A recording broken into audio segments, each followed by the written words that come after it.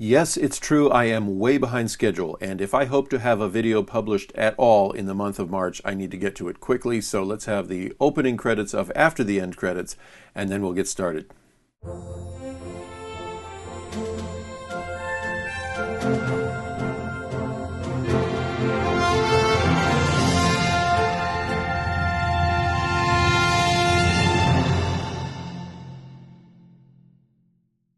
March has been a busy month, so I'm sorry this video wasn't loaded by my self-imposed deadline of the second Sunday of the month.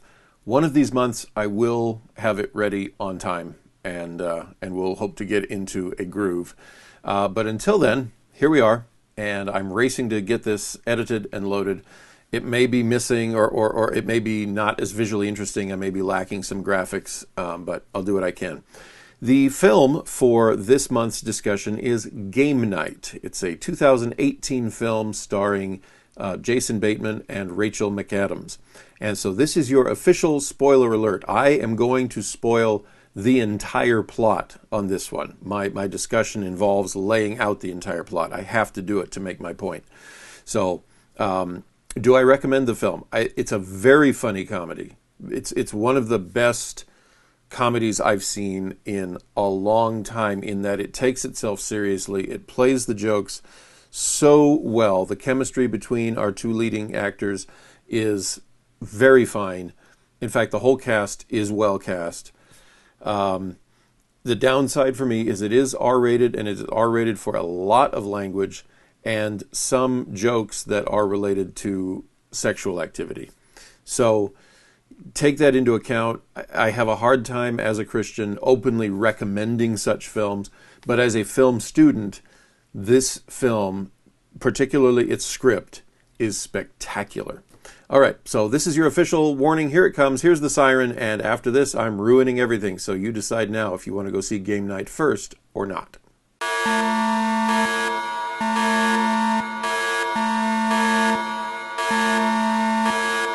The aspect of Game Night that makes me really want to talk about it is the plot. Now, there is a lot to be said, some of which I said just before the spoiler alert, in terms of its comedy. The timing is wonderful, the lines are wonderful, the delivery is wonderful. It is a very funny movie. But there are other very funny movies out there. If I just wanted to highlight a very funny movie, to me, others would include Galaxy Quest, Men in Black, the Cornetto trilogy by Edgar Wright. So what I want to do with this one is really focus on something that caught my attention, I think about the third or fourth time I saw it. I actually own it. I'm not proud of owning a movie with this much language. We keep it on the shelf. We watch it every couple years, just to really be inspired. Not to swear, but anyway, okay. But the last time that my wife and I did sit and watch it, at the end she said, "Wait a minute. Am I understanding X, Y, and Z correctly?" And I had to stop and think and said, "No. X and Y are true, but Z isn't true because this was true and that was true." And she went, "Huh." And that got me realizing just how wonderfully assembled the plot for this film is. So that's what I want to talk about. It's going to take a long explanation to make one small point, but here we go. And I actually even had to write it down. Okay, in my layout of this, we really have three parties in this film. We have Max and Annie. They are Jason Bateman and Rachel McAdams. They are our leads. They are a married couple, and they host a monthly, maybe weekly game night with two other couples.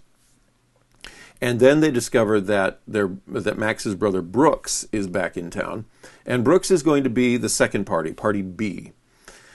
And then the other four friends who attend are going to be party C. Now there is another character. His name is Gary. He's their next door neighbor, and part of the kind of the emotional plot of the film has to do with the fact that he's kind of weird. He's socially awkward. He doesn't understand how to play games in the spirit of playing the games, and so ever since his wife divorced him, Max and Annie have not invited him over to their game nights. They invited him over because they enjoyed Debbie, his wife. they enjoyed her company, but not him. So he is a part of making the plot happen, but he's not the three parties that I want to pay attention to, because what's going to happen with these three parties is they're going to understand things in a different light as the film goes on.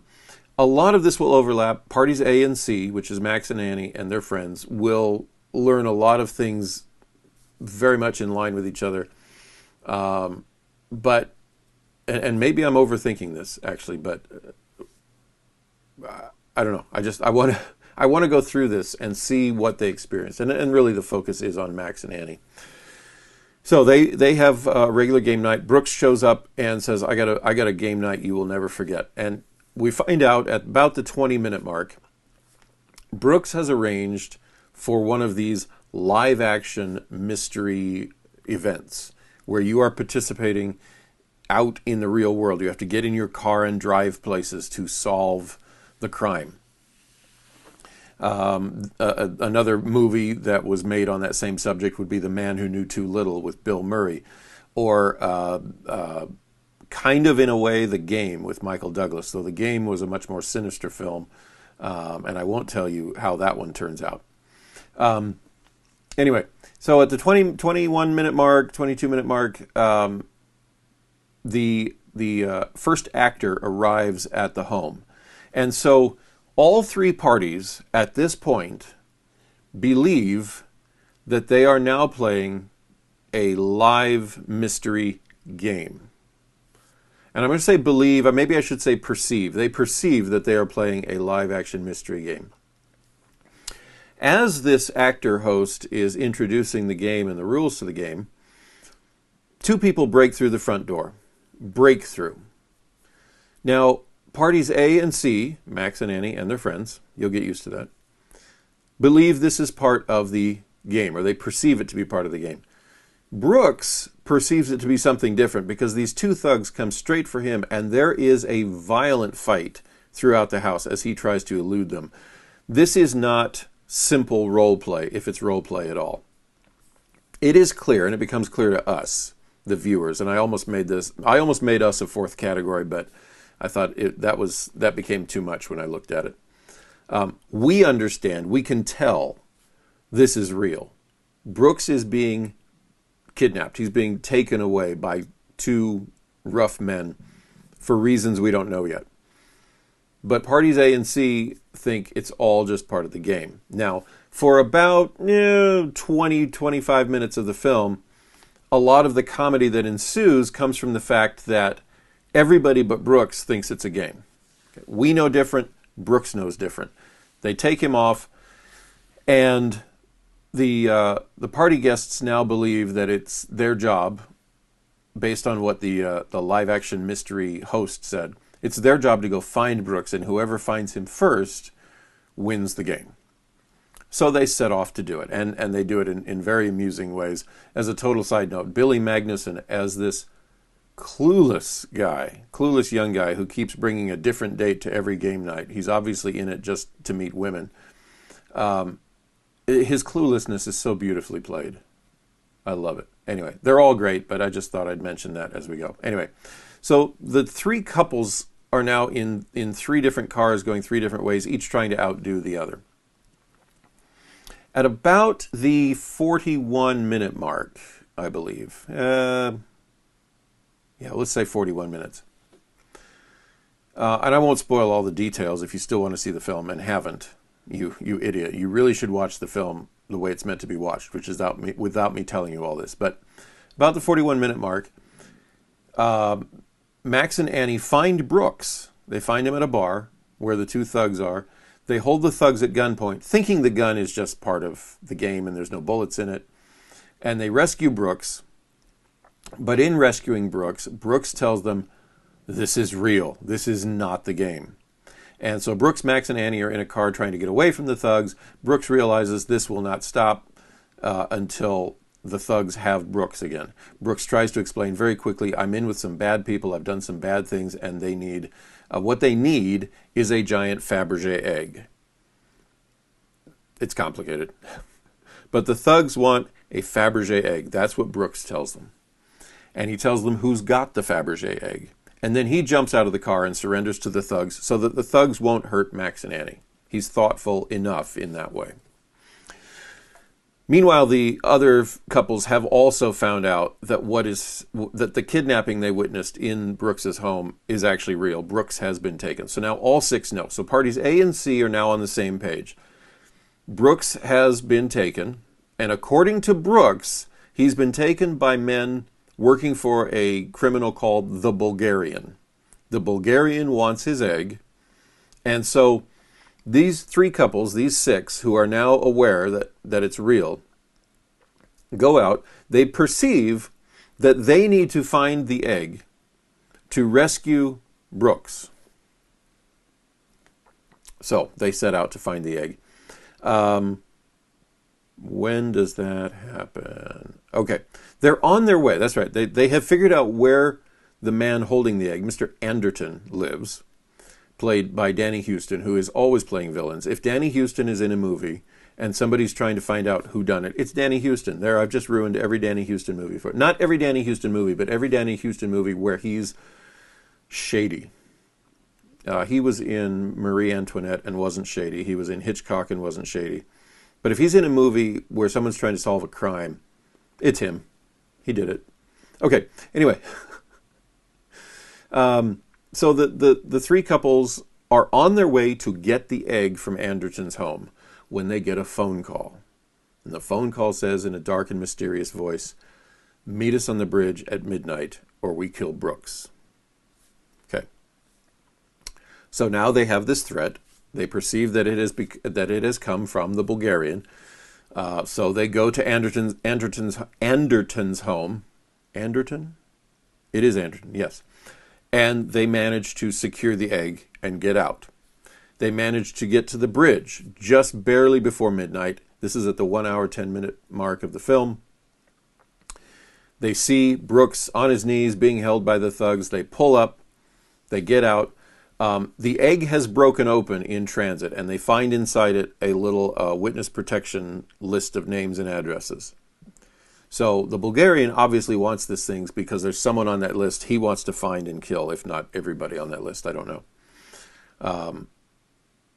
So they come to the two men. They say, "Look, we have your egg. We have the contents inside." The men say, "Shut up, kneel down." They throw Brooks over with him. Brooks confesses while they're all laying on the ground, and the two men are on the phone trying to figure out what to do from their boss. Brooks confesses, I owe a lot of criminals' debts. I'm in a lot of big trouble. I'm sorry I got you into this. Max, you've been a great little brother. I'm so sorry. And so they kind of emotionally patch things up there in one of those last ditch, before we die, let's clear the air kind of things. Okay. The two men then get, apparently, a message on the phone saying, just kill them all. But before they can do that, Gary, their next-door neighbor cop, shows up. It's part of the plot. It makes sense in the plot. It's not sheer coincidence that he knows where they are. Gary shows up and tries to take out the thugs. There's a gunfight, and Gary is shot. And Gary lies dying by his police car, bleeding to death. Blood out his mouth, blood out his chest. And Max and Annie are all over him saying, "Gary, we're so sorry. We're so sorry this happened to you." And he's saying, "I'm dying." He said, "You're not dying, Gary. You're not dying. You're going to get better. You're going to join us at game night." He says, "No, I'm dying. When you get better, you're going to join us at every game night going forward. We promise. We will not leave you out again." At which point, Gary goes, basically, "Good, gotcha." Turns out, Gary staged Brooks's kidnapping with the two thugs. The two thugs were hired by Gary to stage all of this, to get Max and Annie to invite him back to game night, to prove to them he's a cool guy, he fits in, and to bring them to this emotional brink where they make this promise thinking he's dying, and then he can say, "Yeah, okay, good. I get to come back to game night." Okay. So, all of us, the viewers, the six party guests, we're all in on the impression that Gary has staged everything we've seen so far. There's a problem, though. Brooks looks rather confused. And when he mentions the egg to Gary, Gary says, I don't know what you're talking about. At which point suddenly Gary is shot again. This time from someone else. Coming up out of the shadows onto the bridge is a different person. And Brooks knows who it is. It's the Bulgarian. And the Bulgarian says, I want my egg. And this is the part where my wife got a little confused, and where I had to actually go back and watch the movie once again and take notes so that I could relate the plot to you, so that I knew it was clear in my head and I could understand it. And then there's a finale. The Bulgarian takes Brooks, and then Max and Annie go to rescue Brooks for real this time. And then the movie ends. A lot of fun along the way. What really impressed me, what confused my wife and then impressed me, was the dual layer to this thing, and how the screenwriter, whose name I didn't think to look up before I started doing this. I'll look it up. The screenwriter's name will be across the bottom. And of course the director and actors will often kind of massage things. There's a little rewriting on script, but this had to come from the screenwriter. This is not something you make up and alter in a rewrite of a few pages on set. So I'm going to give him credit. Him or her. Probably a him. But anyway. We and the characters in the film are led to believe different things at different times. And it is not until 10 minutes before the finale that we actually know all the truth. Now, a lot of movies have twists. So I'm not here saying that Game Night is brilliant and has done something that no one else has done.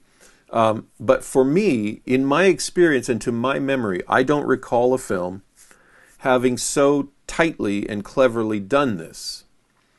We are given the impression that Brooks is kidnapped by legitimate thugs. In a brief scene around the 40-minute mark, he reveals to Max and Annie, yes, it's real, I'm being hunted by the Bulgarian. Brooks does not realize now Brooks has told the truth. What he doesn't realize is that the two men who captured him at his house, and whom he just escaped from, and whom he will then roll out of the car and allow himself to go back into their clutches, those two men are not from the Bulgarian. They're from Gary. They're fake. They are there acting. Now, they're acting pretty seriously. They beat him up in his home and kidnapped him with real duct tape. But he thinks it's the Bulgarian. Okay. So he has now planted in the heads of Max and Annie the idea that the Bulgarian has him. In reality, Gary has him. The Bulgarian is a real man. The Bulgarian wants him, but Gary has him. Max and Annie think the Bulgarian has him. So Max and Annie decide to satisfy the Bulgarian's demands by getting their four friends, so all six of them go to Anderton's home, get the egg, and work to deliver it to the Bulgarian. Before they can get the egg, they get that phone call saying, meet me at the bridge. They think it's from the Bulgarian. That's still Gary. That's still part of Gary's plan. So whoever did the actual calling was on Gary's team. The only part of this that had anything to do with the Bulgarian for real at this point is the egg that they stole from Anderton's home. That's it. They get to the bridge. They think they are delivering the witness protection list to the Bulgarian, or to his thugs. Gary shows up, saves the day. Then Gary reveals the whole thing was a joke. Everybody now thinks that this is over. Brooks knows that somewhere out there is a Bulgarian he owes stuff to, but they think that this is over. Okay. And then the Bulgarian shows up, and we realize, oh, no, it's not over. So what we have, and again, I'm not saying this is the only film that's done this. I just got through a program from Britain I didn't know existed until just now. They're done making them, and they had 9 seasons, and I didn't know it was out there. It was called Inside Number 9. Written, created by Reese Shearsmith and Steve Pemberton, two comic actors over in Britain. And every episode had a twist. So did they have multiple layers like this? Possibly. But coming from, especially from an American comedy, and to my knowledge, in any feature film that I have personally seen, this is the most cleverly delivered twist that I've seen, where our leads, Max and Annie, get one piece of information from this person, and so they set off on their quest. Along the way, they get another piece of information from a different party. They assume it matches the information from the first party. They go through all of this thinking it's one storyline.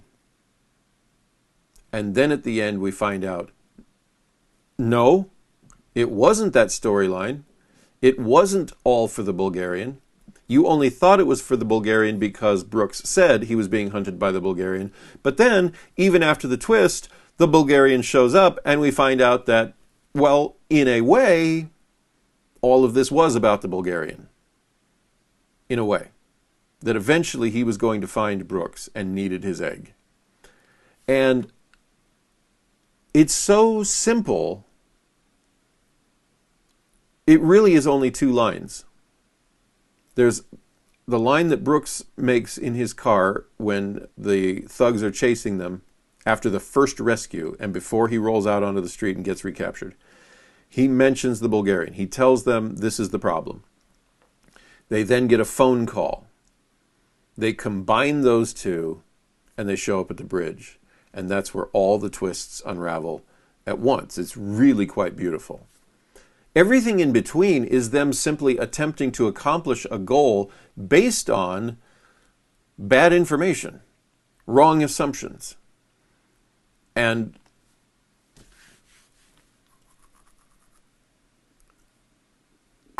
to me, it's a thing of beauty. I love it. You're really, when you strip away all of the action sequences, the rescuing of Brooks, the finding of the egg, and the other things that they go through, it really is just something happened. We're given bad information about it. We combine it with another piece of information, making the whole thing a misunderstanding on our part, leading to an unraveling of that misunderstanding. But then the misunderstanding shows up, validating our misunderstanding as ultimately a real understanding. And just, okay, how do you layer that? It's only 2 layers. Among other things, that highlights how much of a simple writer I am. I have written some film scripts, some short film scripts. I've written them so that I've had something to direct. But if you told me we need something with 2 layers to it, and we need to confuse our lead actors or our lead characters have to be deceived the whole time about which information is true and false. They don't know, and they don't know they're deceived about what information is true and false. Okay. You may be sitting there going, yeah, I've seen way more complex films, Brian. I've seen movies with deeper, darker twists and stuff. That's fine. I watched that last month with my wife and went, I want to just sound this out.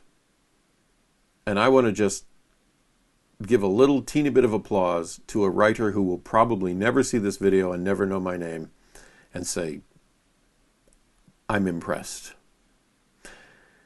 And so thank you for watching. I'll see you next month, hopefully on time, with After the End Credits.